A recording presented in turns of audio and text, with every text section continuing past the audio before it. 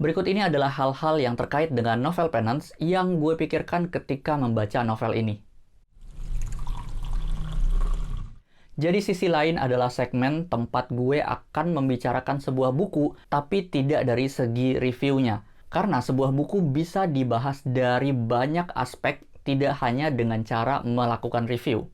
Nah, di episode kedua ini, gue akan membahas buku Penance. Penance ini reviewnya udah tayang, jadi kalian bisa tonton reviewnya di sini. Dan video ini tentu aja isinya sangat spoiler, sehingga kalau kalian belum baca bukunya, atau kalian keberatan dengan adanya spoiler, maka gue saranin jangan dulu nonton video ini.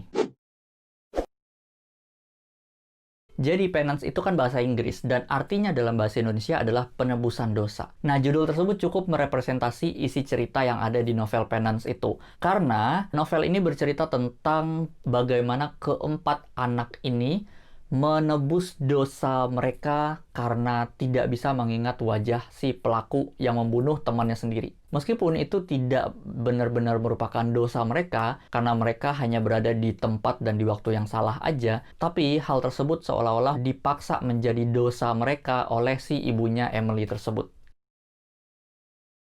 Nah, meskipun di novel ini kita melihat ada 4 kejadian pembunuhan yang dilakukan oleh 4 anak ini, dan juga percobaan pembunuhan di sekolahnya Maki ketika dia menjadi guru, kayak seolah-olah Jepang itu adalah negara yang gak aman gitu, banyak tindak kriminalnya. Ternyata setelah gue lakukan riset ringan, Jepang itu adalah salah satu negara teraman di dunia. Bahkan sempat memegang rekor sebagai negara paling aman di dunia. 99 dari kasus kriminal yang ditangani oleh kepolisian Jepang, itu pelakunya tertangkap dan dibawa ke pengadilan. Artinya Jepang benar-benar serius dalam menangani kriminal, dan tingkat kriminalitas itu sendiri memang tidak begitu besar karena masyarakatnya disiplin, taat aturan, dan juga aturan itu sangat ketat dan tegas. Ini data yang gue baca dari National Geographic Indonesia tahun 2016.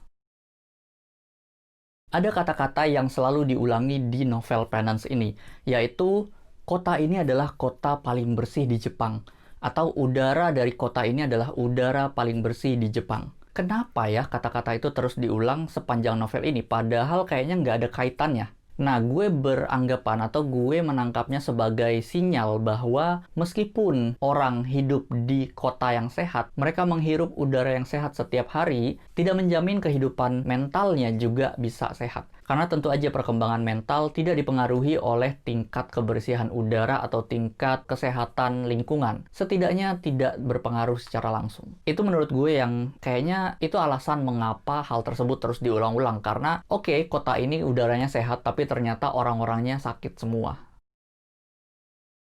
Beruang di novel Penance. Jadi 2 orang kakak beradik, si Akiko dan kakaknya ini, itu kan disebut 2 beruang bersaudara. Dan ternyata kakaknya Akiko ini adalah seorang yang kelainan seksual karena akhirnya diketahui bahwa dia seorang pedofil yang berhubungan badan dengan anaknya sendiri. Meskipun bukan anak kandung, tapi anaknya sendiri yang masih kecil. Jadi di Jepang itu ada sebuah karakter atau meme icon yang namanya Pedo Bear. Pedo Bear ini adalah meme icon yang sering diidentikan dengan pedofilia. Atau Pedo Bear ini disalahpahami sebagai icon atau karakter yang menyukai anak-anak. Padahal sejarahnya adalah Pedo Bear ini muncul di situs-situs atau forum online untuk menandai bahwa sebuah postingan di forum tersebut isinya adalah pedofilia atau child pornography, maka dikasihlah gambar beruang gitu di komen-komen atau di banyak komennya gitu. Sehingga kita bisa tahu bahwa oh ini postingan isinya child pornography. Jadi kayak flag warning untuk pembaca lainnya, jangan baca ini kalau kalian nggak suka dengan child pornography atau pedofilia. Tapi karena sosok Kuma atau beruang ini selalu muncul di postingan-postingan tentang pedofilia dan child pornography, sehingga jadi disalahartikan dan namanya berganti menjadi Pedo Bear. Seolah-olah si beruang ini yang memang merupakan predator anak-anak. Itu adalah kaitan yang gue nggak tahu apakah terkait secara langsung untuk novel Penance, tapi di Jepang ada meme icon yang namanya Pedo Bear yang juga digambarkan sebagai sosok beruang.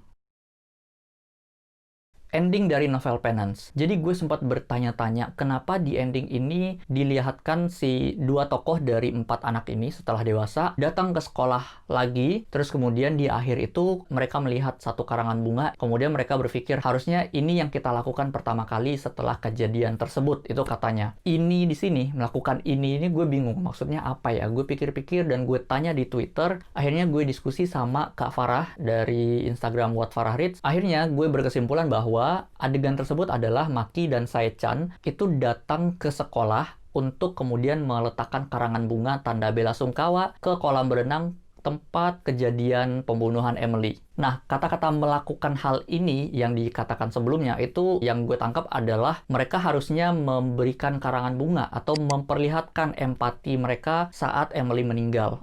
Datang ke rumahnya, atau mungkin bawa karangan bunga, atau menyampaikan mereka berbelasungkawa, atau mereka setidaknya memperlihatkan kesedihan mereka. Tapi karena kita tahu di ceritanya, setelah kejadian itu, keempat anak ini nggak pernah lagi main bareng, nggak memperlihatkan kesedihan mereka, karena mereka juga bingung apa yang harus dikatakan dan apa yang harus dilakukan. Sehingga sikap keempat anak ini menimbulkan rasa curiga di sosok ibunya Emily. Makanya sampai berkesimpulan, keempat anak ini kayaknya emang bahagia Emily mati. Dan dia akhirnya berkesimpulan, oh 4 anak ini adalah pembunuh secara tidak langsung. Coba kalau misalnya 4 anak ini setelah kejadian Emily mati, itu datang berkunjung belasungkawa, bawa bunga, atau bersedih, setidaknya ibunya Emily ini tidak akan sampai menuduh keempat anak tersebut sebagai pembunuh. Jadi di sini endingnya menurut gue agak samar dan perlu pembacaan yang detail dan juga perlu diskusi malahan dengan orang lain untuk mengerti kenapa endingnya seperti ini.